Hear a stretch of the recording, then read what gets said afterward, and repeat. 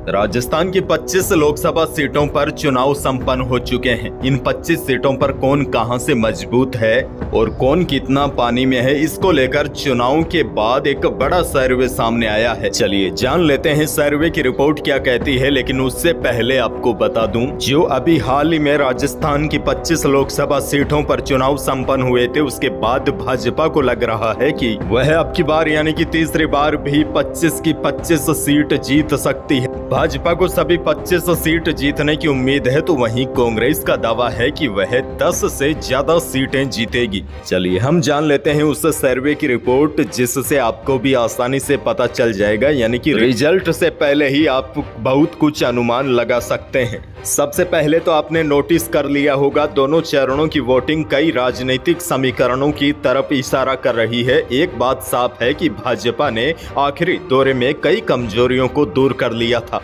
लेकिन पिछले 2 चुनाव में जिस तरह एक तरफा हवा बह रही थी, वैसा इस बार नहीं देखा गया। 5 से 7 सीटों पर मुकाबला कड़ा दिख रहा है। सबसे हॉट बाड़मेर जैसलमेर सीट की बात की जाए तो यहाँ जाट वर्सेज अन्य जातियों के बीच चुनाव शिफ्ट हो गया है। त्रिकोणीय मुकाबले में फंसी इस सीट पर पिछली बार से 0.95% ज्यादा वोटिंग का फायदा किसे मिलेगा, देखना ये होगा। लेकिन राजनीति के जानकारों की माने तो यहाँ भाजपा को फायदा नहीं होगा। यहाँ भाटी 67 साल बाद इतिहास रच सकते हैं, क्योंकि इससे पहले 1957 में यहाँ निर्दलीय रघुनाथ सिंह जीते थे। जानकारों की माने तो बाड़मेर में राजपूत के साथ मूल ओबीसी का झुकाव रविंद्र सिंह भाटी की तरफ देखा गया और कुछ अन्य जातियों का भी सहयोग रविंद्र सिंह भाटी की तरफ देखा गया, यानी कि सभी जातियों के वोट रविंद्र सिंह भाटी को मिले हैं।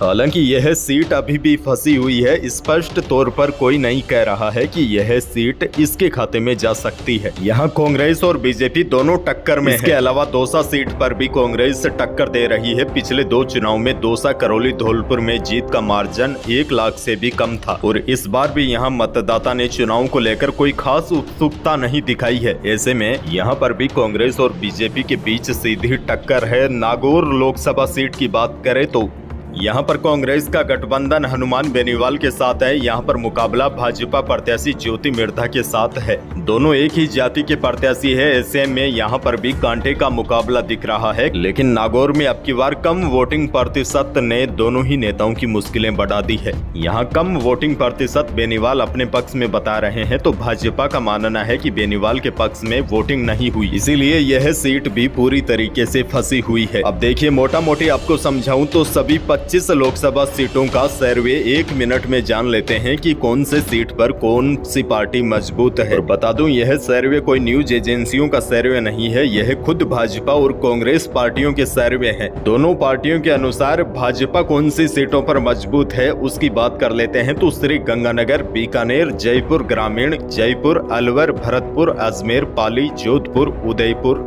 चित्तौड़गढ़, राजसमंद, भीलवाड़ा, कोटा, झालावाड़, बारां, टोंक, सवाई माधोपुर, यानी कि दोनों ही पार्टियों के सर्वे के अनुसार इन 15-16 सीटों पर भाजपा मजबूत है। कांग्रेस टक्कर तक नहीं दे पा रही है। लेकिन अब हम बची हुई उन 9-10 सीटों की भी बात कर लेते हैं जहां भाजपा कांग्रेस को सीधी टक्कर दे रही है।